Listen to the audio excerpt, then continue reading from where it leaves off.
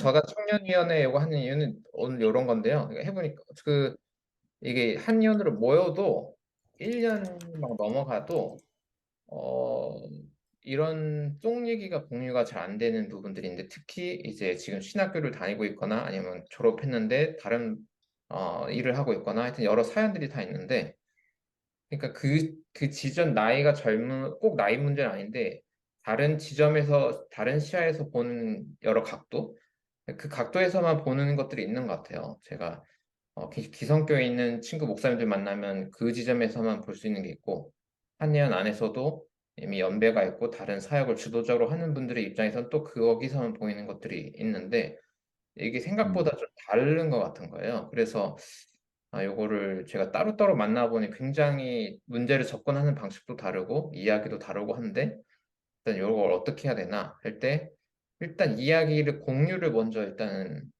해야 그 다음 진도를 나갈 수 있지 않을까, 음. 약간 그런 생각이었습니다. 하지만 이게 기- 젊을수록 기독교에 들어가면 말조심을 해야 되다 보니까 이게 뭔가 왜 공유가, 말 조심해야 될까?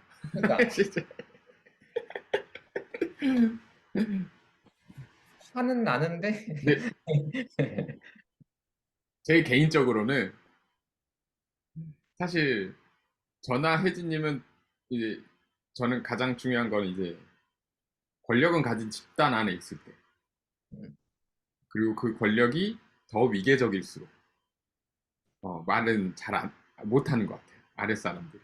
음, 그러니까 제 생각에는 창기님도 말을 아직은 그 교단 테두리 안에 계시니까 이거를 그 이유에 대해서 말하는 것도 힘들 수 있는 샘플이죠.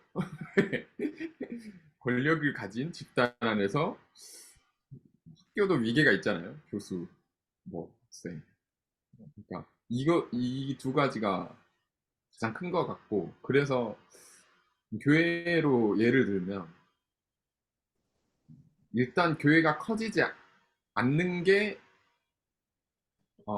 좋을 것 같고, 왜냐면 교회가 커지면 어떤 권력이 생길 수 있기 때문에 집단이 커지지 않는 게 좋을 것 같고,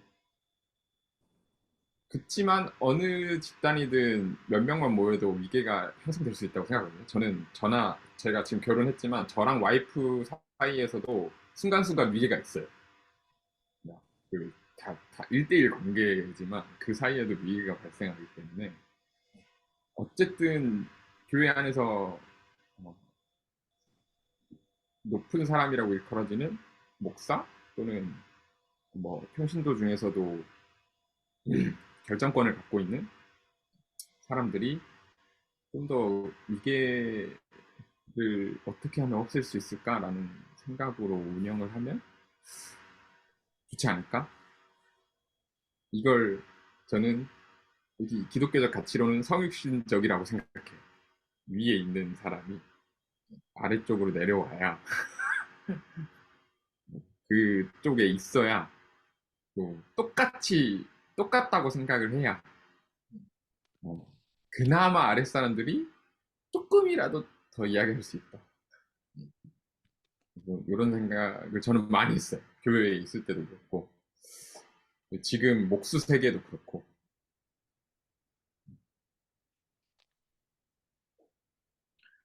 그렇습니다. 저도 저는 창기님. 저도 비슷한 이유인 것 같은데, 그러니까 특히 제도권 제도권 신학교와 교회 안에 있을수록 그 권력을 쥐고 있는 집단이 너무 정해져 있잖아요. 5, 60대 남성들.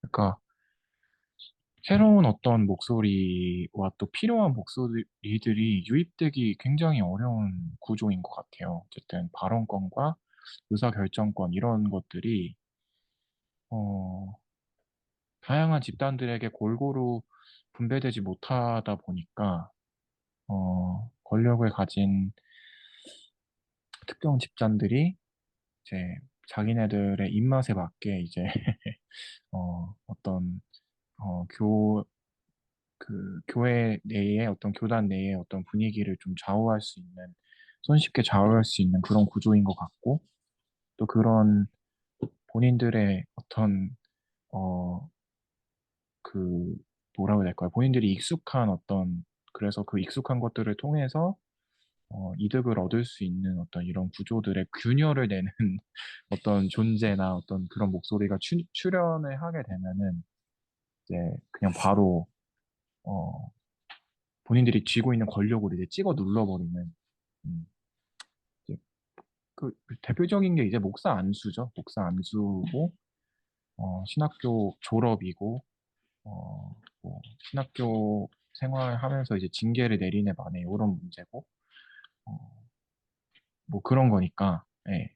그리고 또 목회자들한테는 이제 어, 뭐 좋은 교회, 그러니까 소위 이제 안정적으로 재정 지원도 해주고 집도 지원해주고 그런 교회 목사로 들어갈 수 있네 만약 인사권 같은 게 다 특정 집단한테 다 몰려 있으니까 그러다 보니까 이제 청년들은 더 네, 목소리를 낼 수가 없고 매도 너무 미비하고 네, 그런 상황인 것 같습니다. 음, 그래서 더 다양한 집단과 또 다양한 사람들에게 여러 가지 권한들이 좀 분배돼야 되지 않나 이런 생각이 들어요. 그래서 한예병도 그런 공동체가 됐으면 좋겠다 하는 바람이 있습니다. 님 코멘트 있으십니까? 다양한 목소리가 부족한 이유나 근데 그죠. 이제 뭐 다 되게 공감되는 이야기들을 해주셨고, 순간 들었던 생각이 또 어떻게 보면 교회라는 조직 안에서 생각할 여지 자체를 안 주는 것 같아요. 그러니까 뭔가를 에 대해서 발언권이었거나 의사결정권이었거나 이런 것들도 있는데 약간 생각 자체를 약간 못하게 한다 그래야 되나? 약간 그런 느낌이거든요. 제가 뭐 성향상 그럴 수도 있지만 약간 교회라는 그 문화 안에서 뭐 태어나자마자부터 약간 이렇게 있다 보면 어떻게 보면 또 사실 뭐 지난번에 얘기했던 예배와 또 연관이 될 수도 있지만 설교자가 되게 많은 것들을 이야기하게 되어 있고 그 설교자의 이야기가 되게 절대적으로 특히나 종교적인 특성상 이런 것들이 있다 보니까 그 말이 옳다 옳다 내가 그거에 대해서 반감이 생겨도 사실은 뭐 그거에 대해서 이야기 나누거나 그것이 뭐 어떻다라고 뭐 자유롭게 이야기할 그 구조도 안 돼 있기도 하고 그렇기도 하고 계속 넣기만 하니까 약간 내 생각을 할 여지 자체가 없는 거죠. 그래서 저 같은 경우도 되게 사실은 수능적인 사람인데 그러다 보니 저도 제 생각이 별로 없는 거예요. 그러니까 그런 환경에 너무 오랫동안 노출되다 보니 그러면 스스로도 할 말이 없어진다고 해야 되나? 그러니까 그런 기회를 줘도 음, 나는 그거에 대해서 충분히 생각해보고 고민해보고 표현해볼 생각조차를 못 해보는 거죠. 그러다 보면 나는 할 말이 없어가 되는 거고 자체적으로도 약간 그것을 되게 뭐라고 하지? 보이게 만들어지지 않나 그런 문화 속에서. 홍기님은 저녁을 먹으면서 네네. 읽겠습니다. 음. 그러니까 저는 두 가지 생각이 드는데 첫 번째는 어, 종교라는 게 특징이 이렇게 우리가 종교를 공부하거나 종교 생활하거나 교회를 가는 이유가 자유로워지려고 사실 하는 건데 사실은 아주 강력한 자유를 빼앗는 그런 폭력성이 내재되어 있긴 한 것 같아요. 그 일방적이기도 하고 조금 그 부분이 조금 근원적인 고민이 되는 부분은 좀 하나 있고 두 번째는 혜진님 말씀하신 것처럼 저는 이제 신학교 졸업하고 한 5년 이상 현장 목회를 하는 분들이 제 친구들인데 주로 있으면 그 되게 비슷한 말 많이 하거든요. 자기 생각이 없는 거예요.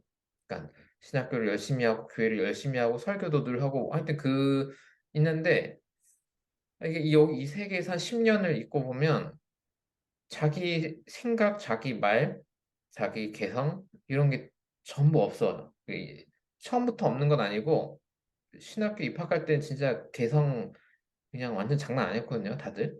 근데 요새는 와 이게 자기가 생각해서 뭘 만들어서 공유하거나 이 과정이 별로 없다 보니까 여기서 계속 돌면 너무 아무것도 안 남게 돼 버려서 특히 20, 30대가 자기 표현이나 이런 거 경험 자체가 좀 없다 보니 더 못하게 되는 것 같아요. 그거 갑자기 한번 하라고 해서 되는 건 아닌 것 같거든요. 그걸. 그래서 그 과정이 좀 필요한데, 아, 그게 좀뭐 없지 않나? 약간 그런.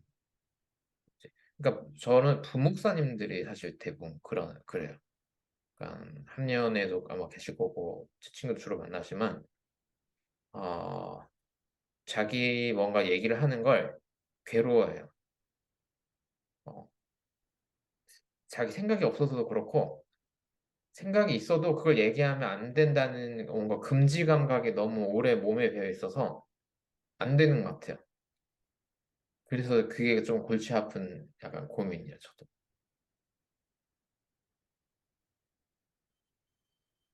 이게 또 그 목사님들도 생각이 없어진다는 게 충격이다.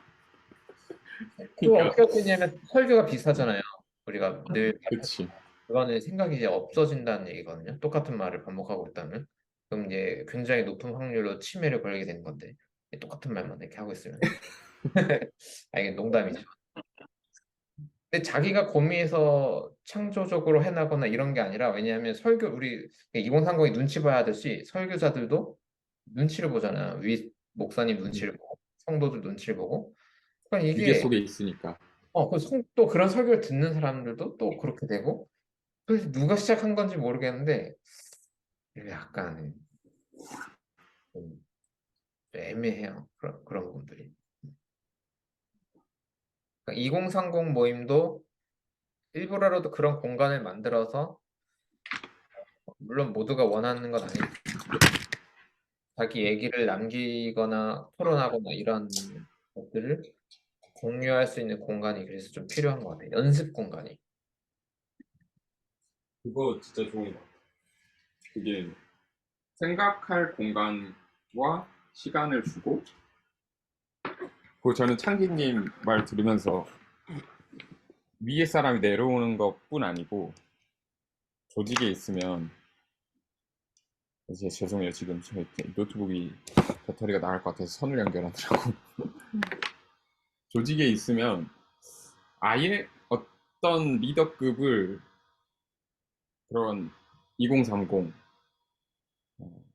한테 그러니까 아래에 있는 사람을 위로 올려버리는 거지 위에 있는 사람을 아래로 성육신적으로 내려오는 것뿐 아니고 약간 전폭적으로 그래서 만약에 이런 공간 지금 이렇게 이야기하는 생각하고 서로 이야기 나누고 어떤 만약에 이런 시간이 축적돼서 진짜 공통된 추진해 볼 만한 어떤 계획이 있고 그걸 결정해서 추진해 갈 때 그거를 조직에서 충분히 신뢰해주고 서포트해주고 지지해줄 수 있는 분위기도 되게 중요한 것 같아요. 그러니까 교회로 따지면 청년 부서, 청년위원회, 뭐 그 사람들이 교회 전체를 움직이는 결정을 할 때도 그런 분위기가 있으면 교회도 달라지지 않을까? 그러니까 저는 사실 약간 중간 세대 느낌으로 입장에서 보면 20대 30대 초반이나 20대 간다고 해서 그분들이 더 좋은 말을 한다고 생각하진 않아요. 저는. 그러니까 제가 음, 5, 60대도 만나보고 하는데 그분들의 정말 특별한 지혜들도 있고 배울 것도 있고 제일 솔직히 저도 윗세대가 낫다고 생각하는 점은 무언가를 현실화시켜본 경험들이 더 많아요. 사실은 제가 윗세대에 이렇게 뭔가 활동하는 분들을 만나면 근데 20, 30대는 솔직히 말하면 저도 청년분들 교회로 많이 만나고 주로 만나는 분이 20, 30대인데 솔직히 말하면 말만 하는 분이 좀 많고 음. 그리고 사실 내용 자체도 어떨 때는 엄청나게 산뜻하고 좋긴 한데 너무 공성적인 얘기들도 사실 조금 있긴 있어요. 그래서 그냥 무조건 20, 30대가 맞다거나 그런 이유로 제가 하는 건 아니고 음, 어, 연습이 필요한 거예요. 연습이 조금 그러니까 맞아. 과정이. 음. 그러니까 굳이 얘기가 걸음마를 걸어보면서 배우지 계속 생각해서 배우진 않잖아요.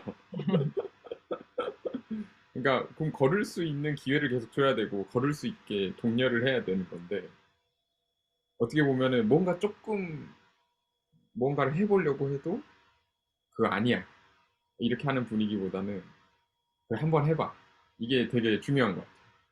그러니까 이 사람들이 보기에 실수할 것 같고 미완된 것처럼 보여도 음, 믿고 맡겨주면 그러니까 이게 두 가지인데 뭐냐면 아까 우리가 살짝 얘기하면서 느꼈던 어려움들은 그냥 기성교단의 어떤 권력적인 그런 부분이나 이런 걸 얘기했잖아요. 이제 그것도 당연히 물론 그게 제일 큰 문제죠, 일단 기본적으로. 근데 그게 아니고 그냥 진보 진영이 와도 이 세대 간의 대화의 어려움이나 위계나 이런 거 음, 어차피 있는 거예요. 그거는 음, 남녀 간에도 있는 거기도 하고 어, 세대 간에도 있는 거 당연한데 제가 생각할 때 뭐냐면 근데 그 기술이 필요한 것 같아요. 그러니까 왜 20대, 30대 어느 기독교 진영이든 좀 목소리가 좀 더 많아지고 뭘 현실화시키는 게 부족할까 할 때, 이렇게 이거 어른들 너무 권위적입니다라고 그냥 불평만 한다고 해서 그 모아놓는다고 해서 뭐가 되진 않는 것 되진 같아요. 않아. 맞아. 그러면 우리가 그러니까 유튜브 영상으로 업로드를 한다는 건 제3의 누군가가 볼 수 있다는 걸 열어두고 어, 우리가 아이디어를 좀 더 섬세하게 만들고 이걸 토대로 또 다른 대화 가능성을 열어두고 어떻게 해야 음, 설득할 수 있을지를 좀 객관적으로 이렇게 봐줄 수 있는 연습을 하자는 거거든요. 맞아. 냉정하게. 그게 조금 필요한 거죠. 어떻게 보면은 아무도 이런 시도를 안 해서 답이 없으니까 우리가 이렇게 해보고 있는 것도 같아. 네. 그러니까 2030들이 이렇게 얘기해서 뭔가를 하고 있는 물론 뭐 잘 하고 있는 교회들도 있을 수도 있지만 그 교회들도 이미 실험적인 단계인 것 같아. 뭐 이론이 나와가지고 가이드가 있는 건 아니고. 그쵸. 어, 너무 단절만 좀 많아서 약간 그냥 떠나기만 많이 하니까 그것도 답이 하나의 방법이긴 한데 연합이 잘 안 돼서 약간 조금 고민이죠. 그러니까 예를 들어서 저는 사실 네. 먼저 말씀하시죠. 먼저 얘기. 이게 뭐냐면 예를 들어 젠더 이슈, 우리 성소자 이슈 뭐 있잖아요. 제가 볼 때 중요하게 보는 건 어, 그 주제를 어떻게 말하고 어떤 컨텐츠 그것과 관련된 컨텐츠를 어떻게 많이 만든 다음에 중요한 건 그걸로 누구를 얼만큼 설득했느냐를 보는 거거든요. 음, 제가 튜어 신학자도 아니고 뭐 거기 엄청 거기 빠지는 것도 아니고 한데 제3자 입장에서 그러니까 예를 들어서 중요한 거는 중립지대에 있는 이게 성소수자를 이렇게 옹호하는 건 반대 난 아직 입장을 못 하겠는데 여기 이런 분들 많을 거 아니에요. 과연 어떤 방향으로 이야기를 많이 공유하고 막 했을 때 그리고 어떤 매체로 했을 때 그 사람들을 이제 더 많이 설득해낼 수 있느냐라는 그걸 좀 그런 전략이 필요하다는 거예요. 그냥 음. 너무 열받는다고 막 뭐 비판만 하다가 아니면 무지개 그것만 한다거나 하여튼 뭐 이론적 논쟁으로만 간다거나 뭐 스트레스나 이런 게 아니고 필요하죠. 당연히 필요한데 모든 수단을 다 동원했을 때 뭐가 가장 효과 효율적인가. 네 그런 게 좀 고민이 필요하지 않을까. 예를 들어서 위계 문제도 열받았다. 위계 문제 열받았다. 그러면 이거를 줄일 수 있는 장치는 어떻게 해야 되지? 약간 예를 들어 저희 같은 경우는 그럼 청년위원회 일단 하나 만들어서 이야기를 공유를 해보자. 일단 뭔가를 작전을 짜고 장치를 만들고 뭘 해야 뭔가 생산이 더 효과가 있잖아요. 요런 것처럼 그런 생산적인 이야기들과 전략들을 좀 음, 나누고 싶은 거죠. 그런 측면에서 이제 뭐 위계 이야기가 나왔는데 만약에 위계를 없애려고 노력을 하려면 각자가 어떤 부분에서 위계를 느꼈고 이런 부분이 불편했다는 문제를 지점은 확실히 파악해야 되는 것 같아요. 그 감정을 좀 배제하고. 네.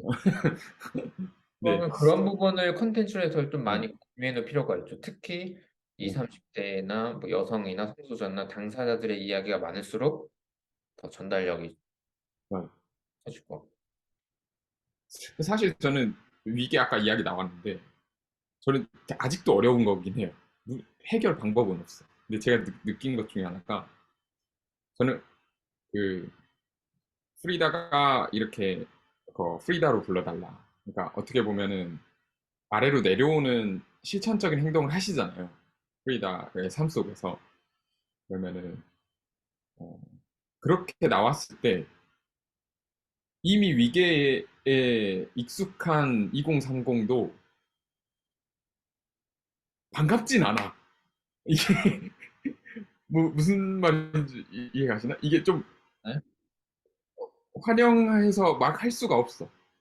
음, 그러니까 예를 들면 그러니까 프리다가 학교에 있을 때 종교계 500주년 때 학생들한테 그때는 이제 프리다 말고 현선 씨라고 나를 불러달라. 교수님 부르는 건 너무 위계적이라서 내가 그냥 동등한 이 입장으로 현선 씨라고 불러달라. 이런 제안을 했는데 어떻게 보면은 확실히 위계를 없애려고 하는 윗분의 실천적인 태도인데 저는 하긴 했어요.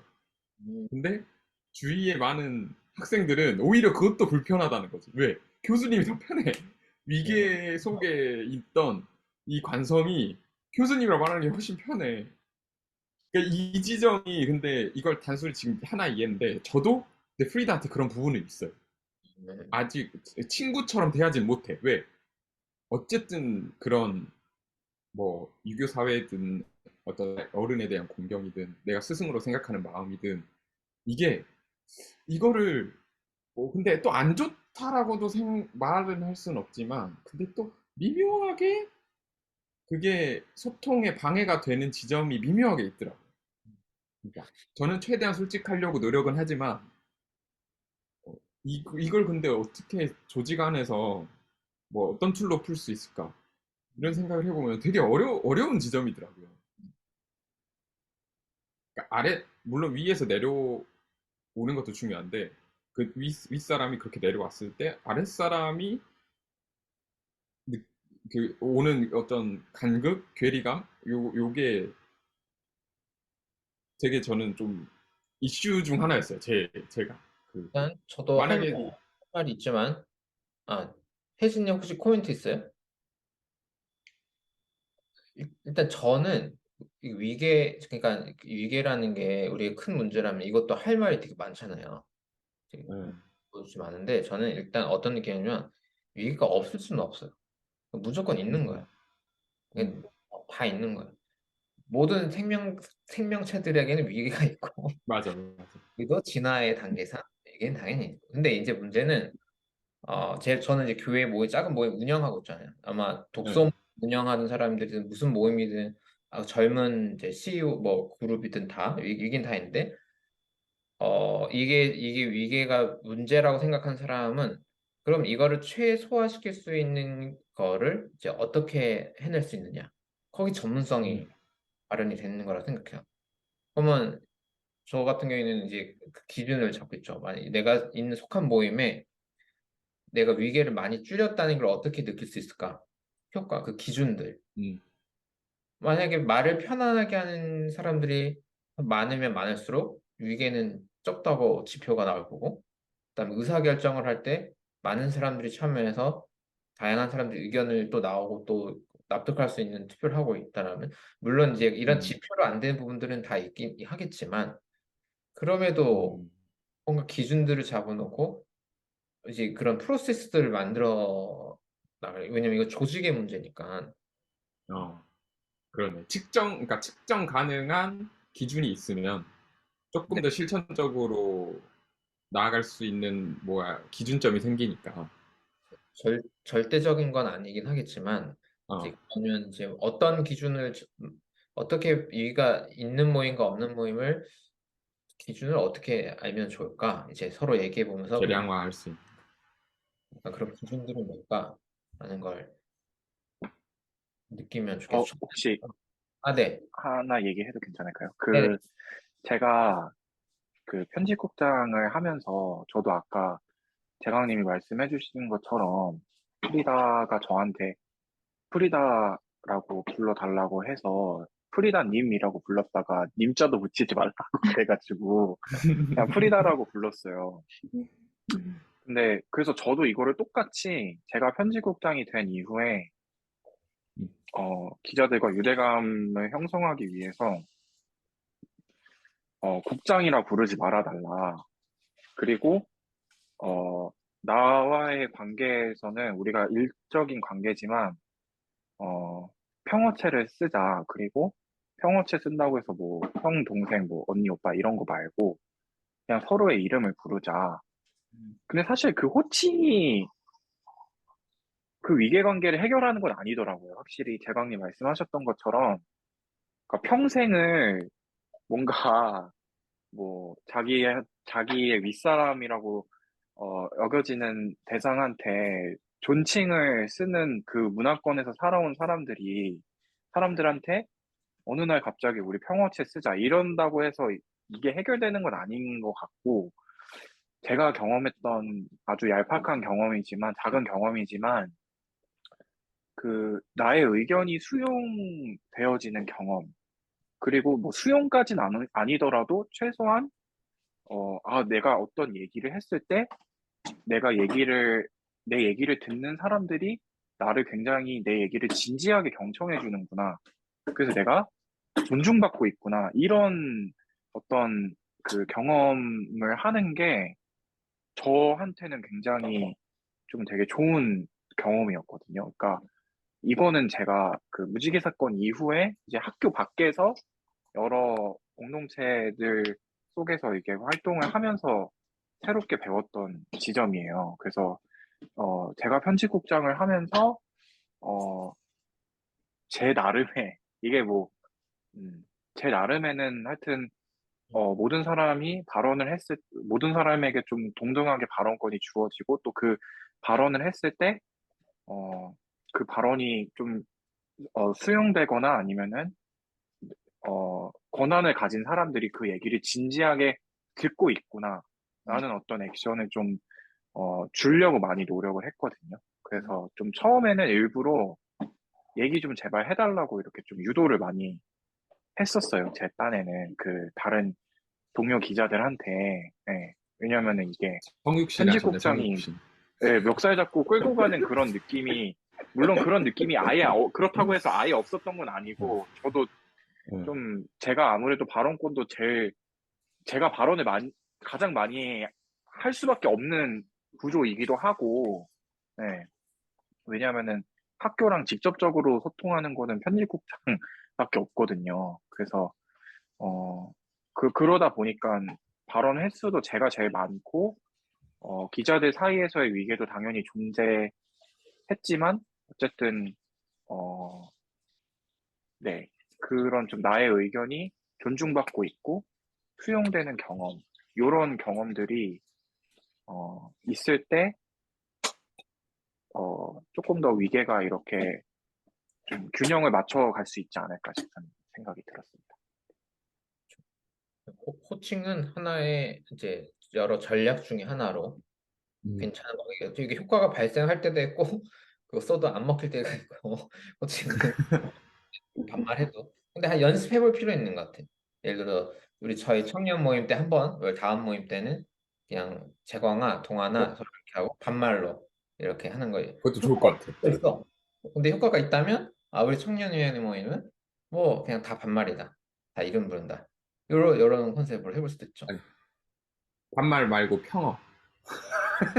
평어가 뭐죠? 어떻게? 그러니까 평어가 저도 그 반말은 진짜 말 그대로 야야 너너 해도 괜찮은 거고 거기는 약간 존중이 없어요. 존중하는. 근데 평어는 존중을 담아서 내가 그러니까 똑같다. 평평 그러니까 너랑 나랑 동등한 입장이다.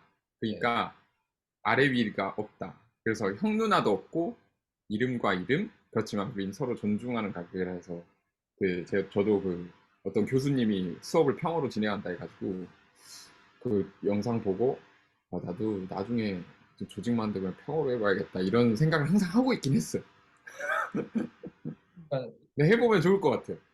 저희 교회에서도 한번 해보자 했는데 너무 충격받을까 봐 다들 한번 해보자 갔는데 패스. 창균이 의견은 그거랑 거랑 함께 사실 더 경험으로 와닿았던 건 의견을 존중받는, 수용받는 거. 수용받는 그런 거. 그래서 사실 그게 가장 핵심인 것 같긴 하다. 그러니까 저 같은 경우에도 예를 저는 이제 한의원 지금 이제 꾸려나가려고 하는 거지만 어떤 단체를 볼 때 이 단체가 2030 우리는 2030을 존중합니다. 혹은 우리는 여성을 차별하지 않고 존중합니다. 이런 슬로건을 내놓으면 이제 말로는 안 믿는 거예요. 근데 진짜 그런 단체가 하면은 청년들의 뭔가 활동이나 목소리에 뭐가 있으면 이 단체는 진짜 그렇구나. 여성을 어떤 교회가 여성 존중합니다 해놓고 여성 설교자도 없고 뭐 아무것도 없어. 그럼 그게 무슨 여성을 존중하는 거예요. 그 리더십에 여성도 없고 설교자에도 여성도 없고 이러면 그거 아닌 거잖아요. 그러니까 실질적으로 그 이야기를 할 수 있게 하고 결정할 수 있게 하고 뭔가 컨텐츠가 같이 공유되고 있느냐를 보는 거죠. 저는.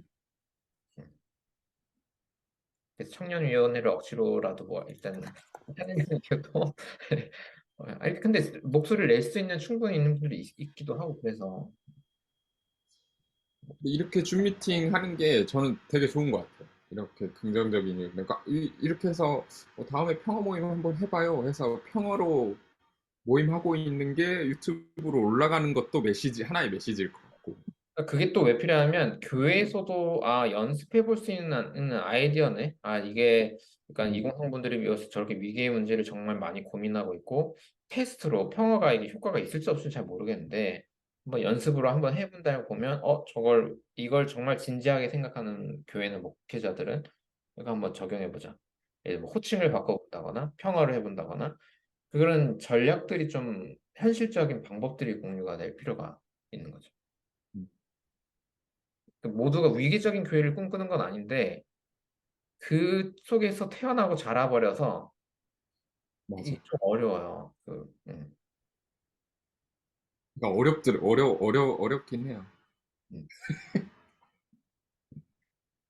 저는 그러니까 목사님들을 어떻게 생각하고 있냐면 제가 이제 뭐다 대부분 저보다 다 잘 살지만 말이 자유롭지 않다는 거는 거의 어떤 권력 힘이 거대한 어떤 보이지 않는 힘이 이렇게 그러니까 뭐 교단의 어떤 세력이 그런다는 게 아니라 그냥 보이지 않는 어떤 종교적 파워가 제 목사님들의 목을 완전히 잡고 누르고 있다는 느낌이에요, 저는. 완전히. 음, 그래서 다른 말 못하게. 묘사적 언어로 한다면. 그 단어를 정확히 못 들었어요. 단어가 어떤 거였죠? 목을 잡고 숨을 잘 못 쉬게 만드는 느낌이어서 그런 압박감이 있으면 어떤 효과가 발생하냐면 말이 없어지거나 새로운 자기 의견을 말을 못한다거나 어떤 말과 글이 막히게 되는 거죠, 목사님들이. 젊은 목사들은. 그 압박감이 어디서 생겨났을까? 그러니까 종교 지금 우리 분위기가 안 좋잖아요. 잘못 말하면 이단 지킬 것 같고 막 이러면 그렇게 되면 그런 뭔가 거대한 에너지가 이제 여기저기를 이제 눌러버리는 거죠.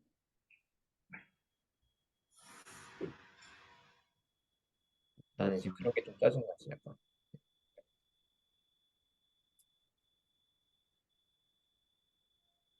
위계가 큰 하나의 키워드였던. 음. 그 일단 압박과 분위기? 그것도 약간 위계에서 올까요? 아니면 그러니까 그 문화? 옛날에 경제 용어로는 나쁜 용어로 아니고 좋은 용어로 보이지 않는 힘 이런 애덤 스미스 이런 얘기 하잖아요. 알아서 보이지 않는 나쁜 의도로 말한 건 아닌데 지금 한국교회 여기에서는 조금 나쁜 의도 의미로 보이지 않는 힘이 만들어져서 차용하시겠다는 거죠? 그 단어를. 이게 그렇게 되는 것 같은 느낌인 거죠. 어, 왜 어. 이렇게 다들 말이 없고 청년 세대도 그렇고 좀 젊은 목회자분들도 그렇고 왜 이렇게 지독하게 수동적이지? 약간 이제 이걸 어, 근데 누가 이렇게 하는 거야? 약간 이제 이런 걸 저는 고민하게 되는 것 같아요. 확실히 저도 그 마지막 사역했던 데에서 이제 그 제 위에 사수 목사님 그 군대적으로 하여튼 사수 목사님 벌써 위기야 이거. 사수 목사님하고 제가 이제 전도사로 있었을 때 좀 시도했던 게 지난주에도 이야기했는데 청년들 의견을 많이 들어보자. 뭐 그냥 그 수뇌부의 임원들만 뭐가 딱 결정해가지고 그냥 하던 전통대로 이렇게 딱 가지 말고 뭔가 새로운 의견들이 없는지 막 들어보자 해서 막 설문지도 받고 막 예배 한 10분만 예배 드리고 그 교제 시간 모임까지 다 할애해서 그 예배당에서 그런 뭐 룰이 전혀 없는 피드백 받아보자 뭐 이런 장을 딱 열었는데 혼돈의 카오스였어요. 왜냐면 한 번도 해보지도 않고 스킬도 누가 없고 물론 그때 당시에 만약에 제가 뭐 퍼실리테이션이나 이런 게 있었으면은 제3의 인물을 객관적으로 그걸 핸들할 수 있는 제3의 인물을 돈을 써서라도 모셔왔을 텐데 그게 전혀 없는 상태에서 공동체 내부적으로 하다 보니까 거기서 또 위계 같은 게 작동을 하는 거예요. 왜냐면 어쨌든 목사님이 마이크를 잡고 있고 음, 어, 그런 상황에서 막 그 청년들이 또 말했듯이 다듬어지지 않는 감정 섞인 언어들이 나올 때 거기서 막 또 이렇게 그 목사님도 이제 억누르셔야 되고 근데 그게 또 보이고 그게 그거를 내부적으로 핸들하는 툴이나 아니면 전문성을 가진 사람도 필요하겠다라는 생각을 그때 좀 많이 했던 거예요. 그러니까 모두 다 말을 하게 하려면 이야기가 나오니까 이게 참 목사 세계는 담임 목사님이 해서 목사님이 다 모였잖아요. 혹시 조금 불편한 거 없냐, 이야기 없냐 이렇게 얘기하면 아무도 말 못해요. 아무 대부분의 교회가 비슷할 거예요. 그치. 거기서 말했다가 진짜 완전 찍히는 거거든요. 그래서 SNS 금지, 그 다음에 그런 전체 회의 때 금지 이렇게 기본이에요. 이건 그냥 기본 생태 말했다가 그냥 끝장나요. 그래서 청년들은 그래도 말을 많이 한다니까 그 가능성이 있는 건데 그거는. 그때 근데 좀 골이 있던 상태에서 했던지라 그 감정 섞인 언어들이 계속 나올 때 이거를 어떻게 컨트롤을 못 하겠더라고. 공적인 자리인데 그런 한두 명의 감정 섞인 소리를 이야기했을 때 이미 이건 분명히 좋은 방향에 그런 걸 어떻게 핸들할 수 있지? 분노하니까 어떻게 생각나는 건 혜진님은 왠지 분노가 많이 소화가 된 것 같은 느낌인데 아니 어떻습니까? 좀 아니, 혹시 막 복싱하고 오거나 그런 거 아니에요? 아, 너무 평온해 저는 이제 보여서 한 발자국 떨어지다 보니까 약간 옛날 일이었구나. 약간 이게 이런. 교회를 떠나서 어느 정도 시간이 걸려요? 그렇게 좀 평온 모드가 올 수 있는. 아, 저는 애초에 약간 많이 분노하지 않는 타입이고 일차로 기억력이 길지 않아서 빨리 까먹는 타입이어가지고 오래 걸리지 않았는데요. 이미 나갈 곳을 정해놓고 사역을 그만뒀기 때문에 약간 미련 없이 나왔다고 해야 되나? 약간 그런, 네. 그죠. 근데 뭐 교회를 떠나서 어쨌거나 뭐 계속 얘기했던 위계에 대한 고민은 계속 있어요. 저는 이제 어떻게 보면 성인으로서 청소년들을 만나다 보니까 또 거기서 발생하는 그런 것들도 있고 그냥 뭐 말없이 듣고만 있었지만 굉장히 막 그런 말이나 뭐 표현이나 이런 것들에 대해서 좀 고민을 좀 계속 하게 되거든요. 음. 혹시 그런 그러네요. 꼭지를 잡아서 어떤 경험 같은 게 있으세요? 청소년들하고 이렇게 이야기할 때 아, 뭐, 아니, 그냥 개인적으로 되게 노력하는 부분인 중에 하나가 있다면, 이제, 반대로, 뭐, 모두가 평어를 쓰자, 아니면 뭐, 저도 구분을 잘 못하겠죠? 반말과 평어를. 근데 저는 그냥 약간 나한테 말 편하게 해도 된다라고 하기보다는 저는 그냥 청소년들한테도 계속 존댓말을 써요. 근데 저도 모르게 사실은 자꾸 내려가려고 해요.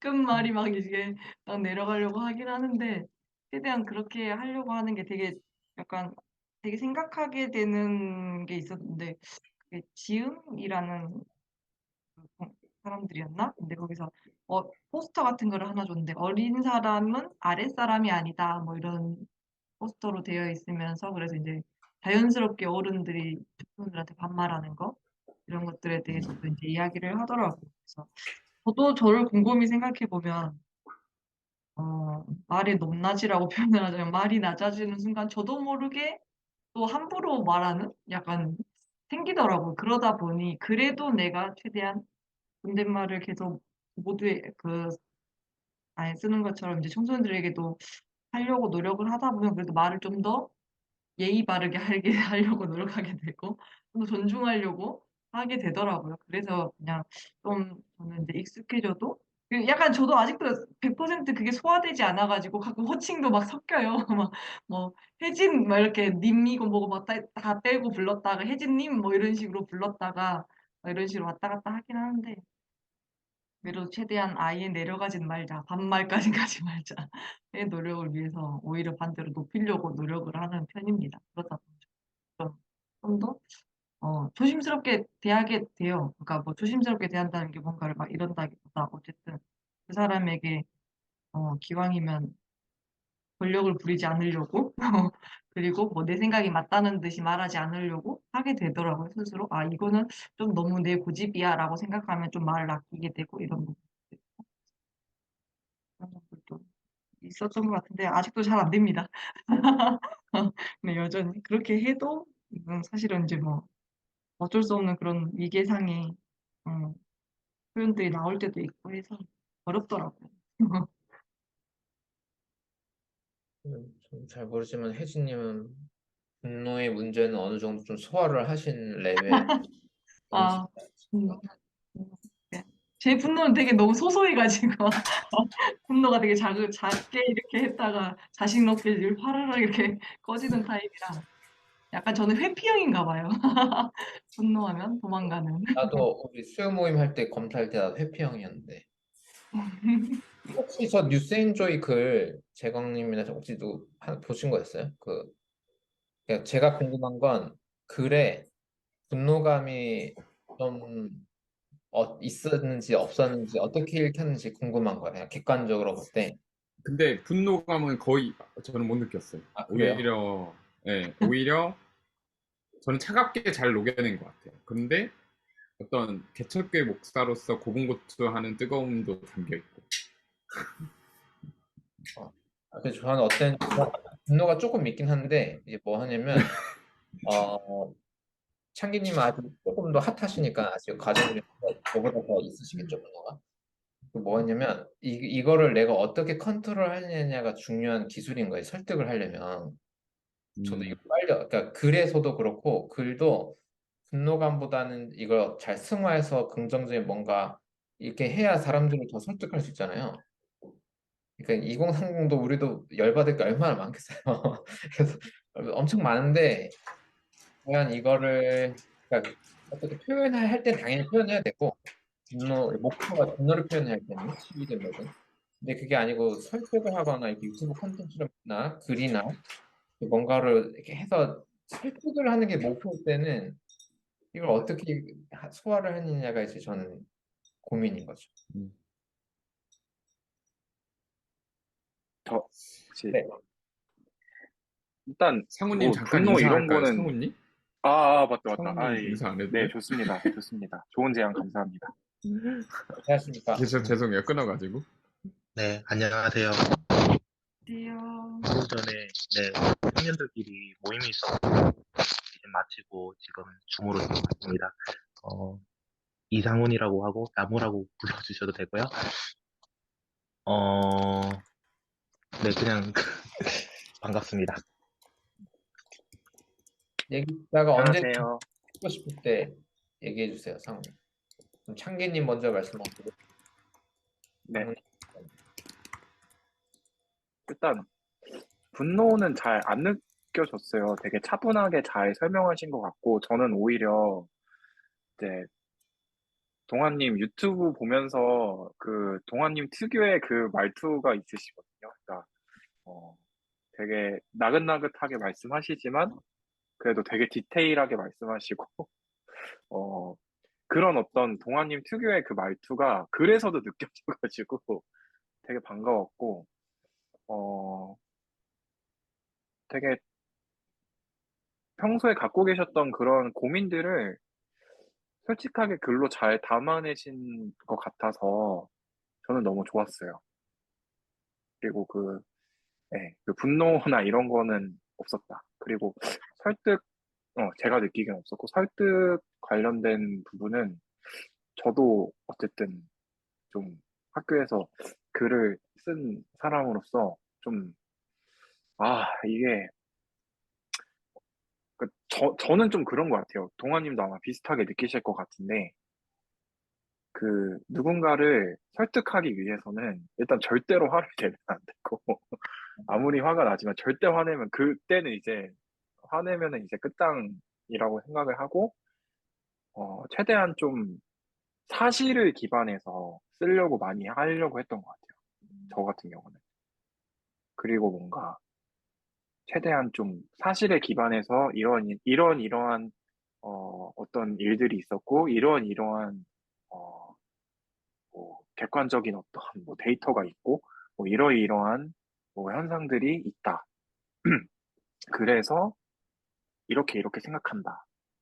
라고 뭔가 차분하게 좀 최대한 객관적인 데이터를 활용해서 이야기를 하는 게 좀 가장 전략적으로 좋은 것 같다.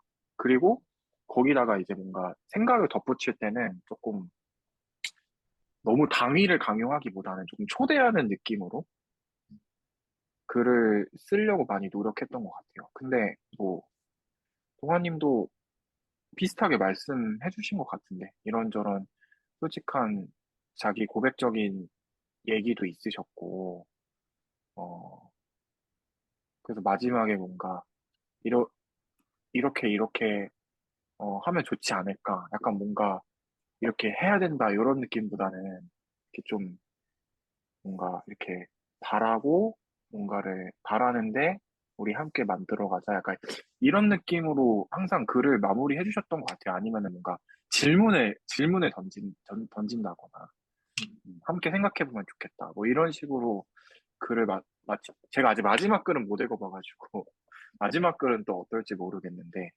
근데 뭔가 어, 질문을 던지면서 항상 끝나셨던 것 같아요. 그래서 어, 확실히 한번 생각해 보게 되는 그런 느낌은 늘 받았습니다. 네. 감사합니다. 좋게 봐주셔서. 나중에 제 글 중에 혹시 관심 있는 주제가 있으면 이런 모임의 주제 중에 하나로 와서 코멘트나 비평, 뭐 반대되는 부분도 중간중간에 있을 수 있잖아요. 그런 것도 재밌을 것 같아요. 아니면 꼭 그 글 아니어도 다른 인터뷰 글이나 저는 설교도 좋고 저는 이제 권위적인 거냐 아니냐의 차이는 반대 의견 그런 좀 비판적인 얘기를 허용하는가 들었을 때 뭐 100%뭐 듣자마자 수긍할 수는 없어도 어쨌든 그거를 좋아하는가에 있다고 느껴져요. 그러니까 설교자가 엄청 얌전하고 막 조용조용 막 이렇게 차분한 태도를 한다고 해서 권위적이지 않은 게 아니고 이제 그 컨텐츠에 이 부분은 조금 요 부분은 좀 요랬다. 요 부분은 좀 요랬다. 이런 피드백에 대한 반응. 제가 글을 썼으면은 이 글에 대해서 어떤 긍정적인 거, 부정적인 어떤 피드백을 줬을 때 거기에 대한 반응이 어떤 거가 그 사람의 이제 권위적이냐 아니냐 약간 이런 하나의 지표일 것 같아요. 그래서 그 부분을 좀 신경 써 있어요. 설교든 글이든 할 때 뭐든 좋든 싫든 피드백 주면 너무 감사한 거고 싫다고 하는 피드백도 너무 유튜브에 보면 악플도 물론 너무 악플 계속 다는 사람은 차단하지만 그리고 이제 그렇게 막 똑같은 얘기를 하는 게 아니라 정말 정성껏 반대 의견을 쏟는 분들이 있거든요. 너무 중요한 그런 거라서 그런 비평 한번 해주시죠. 회의할 거를 살짝 하면은 영상은 이렇게 자를 수도 있을 것 같고